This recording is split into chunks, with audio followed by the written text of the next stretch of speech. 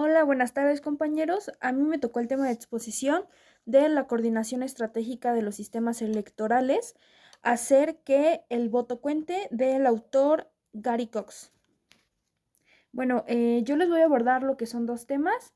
El primero es la teoría racional y el segundo lo que es el voto útil.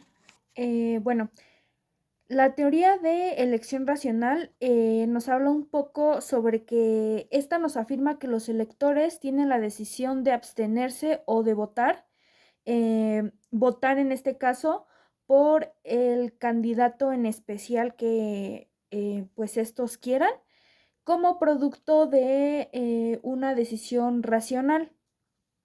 Esta teoría da un peso muy importante a los efectos en el voto de los cambios políticos de corto plazo, ya que pues propician por un lado por fluctuaciones en la economía o crisis políticas y por el otro por los elementos específicos de lo que es la elección.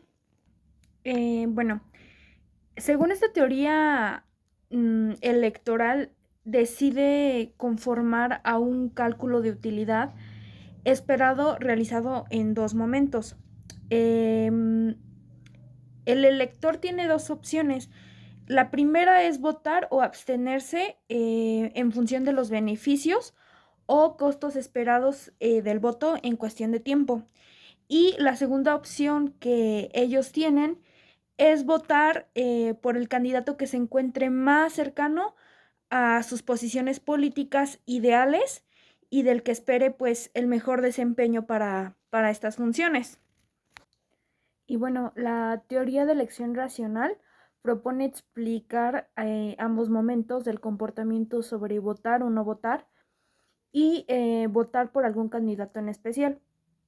Con base en un mismo modelo, el de utilidad, esperando pues que este sea el modelo que se le llama como cálculo del voto, fue inicialmente desarrollado por Anthony Downs.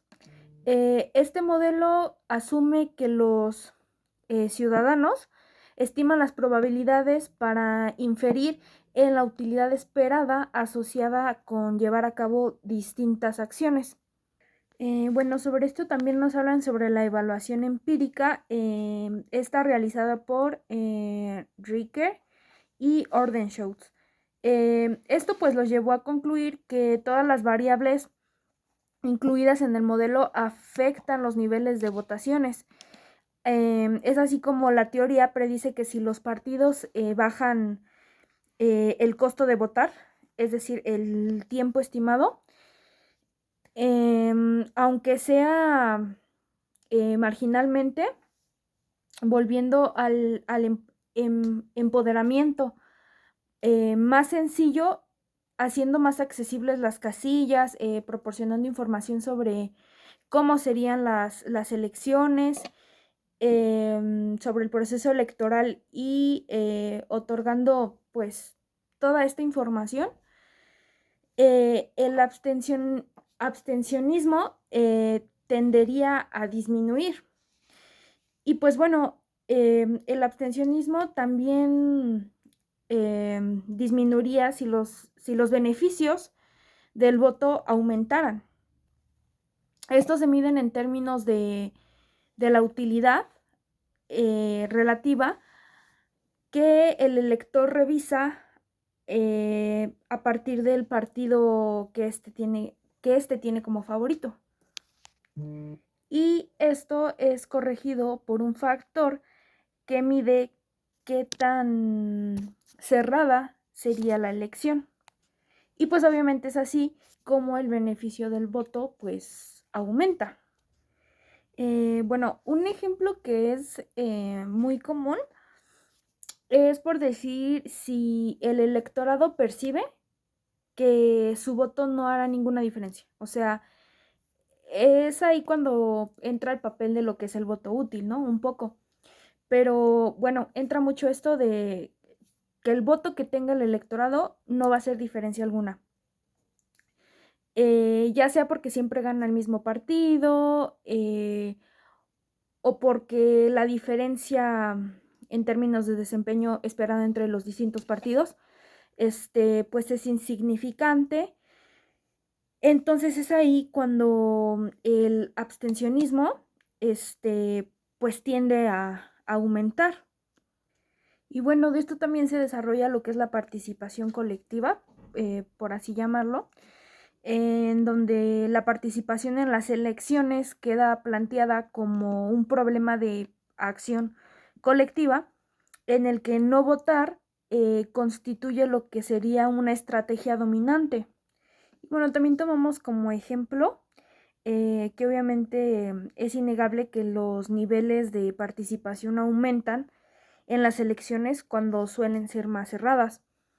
Eh, no obstante, aun cuando los márgenes de victoria resultaran ser pues muy, muy, muy pequeños, la probabilidad de que un voto decida la elección, pues obviamente es infinita. Con base a esto, los ciudadanos pueden o no considerar importante lo cerrado de las elecciones, pero los políticos, si lo consideran en sus decisiones estratégicas, pues si las elecciones son cerradas, los políticos tienen que invertir un mayor esfuerzo y más recursos en las campañas, con lo que los ciudadanos pues recibirían más información sobre la contienda política. Obviamente que los costos de votar tenderían a disminuir, en consecuencia quizá pues mediante esfuerzos más intensos de empadronamiento o campañas para promover el voto. Y pues bueno, también esto disminuiría lo que son los costos de decisión, ya que pues los ciudadanos estarían expuestos a más información para saber hacia dónde dirigir su voto. Y bueno, sobre esto nos menciona el autor Gary Cox que existe evidencia empírica de que, bueno, se utilizaba este modelo sobre los datos de elección y él nos menciona un ejemplo de las elecciones de 1982 en Estados Unidos. Ellos encontraron que tanto la cantidad de dinero gastado en las campañas como lo cerrado de las elecciones estimularon niveles de participación más altos. En tanto controlaban pues otras variables, el gasto de $1 adicional per cápita aumentó 3.1% los niveles de participación, mientras que las elecciones cerradas aumentaron la participación en un 0.15% por cada 1000 votos. Bueno, al enfocarnos un poco en lo que es la dirección del voto, bueno, la teoría de elección racional predice que el elector le otorgará su voto al candidato del que espera el mejor desempeño, obviamente para su beneficio, para su vida, y yéndonos a temas sobre el empleo, la situación económica del lugar donde vive, la seguridad pública, cuestiones de salud, estabilidad y cosas por el estilo. Obviamente que los factores clave para predecir la dirección del voto van dirigidos en eso, ¿no? Entonces, las posiciones ideales de política de los electores, dentro de las cuales los aspectos económicos van a ser siempre, siempre los más importantes. Y obviamente que también, mientras haya más información, obviamente el voto será racional. Y bueno, también nos menciona aquí que hay dos tipos de información que son importantes para la dirección del voto. La primera es pues que los electores los candidatos te van a decir lo que prometen y lo que piensan darte durante la campaña y todo eso. Pero va a ser muy diferente lo que ellos hayan hecho en el pasado en sus otros, sí, desenvolviéndose como servidores públicos anteriormente, a lo que ellos hablan en ese momento en el que están en campaña, ¿no? Pero obviamente no todas las personas se informan realmente de los candidatos y no todas las personas van a estar detrás de los candidatos para ver que concuerde lo que ellos prometen con lo que dicen. Y bueno, ya hablándoles un poco sobre lo que es el voto estratégico. Bueno, con lo de los votos estratégicos, con la presencia de los votos estratégicos, pues esto nos indica que efectivamente los votos realizan cálculos de utilidad esperada.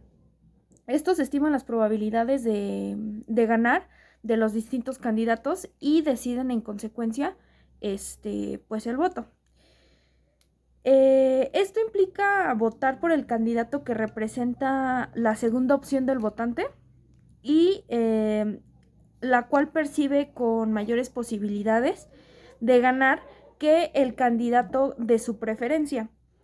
De ahí que el voto estratégico tenga lugar solo cuando compiten más de dos partidos políticos o candidatos y sobre todo en sistemas electorales de mayoría relativa, en distritos uninominales en los que solo un candidato es el que obtiene la pluralidad de votos y es elegido a pesar de que dicho candidato no logre obtener una mayoría absoluta de votos. Las elecciones presidenciales de México, Estados Unidos y Chile, entre otras, pues están reguladas precisamente por el tipo de regla electoral que establece esto. Y bueno, el voto estratégico no solamente es una posibilidad teórica, existe evidencia de que en las elecciones presidenciales de Estados Unidos el voto estratégico ocurre cada vez que un tercer candidato independiente decide competir en la elección. En estos casos, un número importante de votantes ha decidido votar por su segunda opción para, en este caso, pues ya descartar lo que sería el otro candidato. Y bueno, pues eso sería todo por mi parte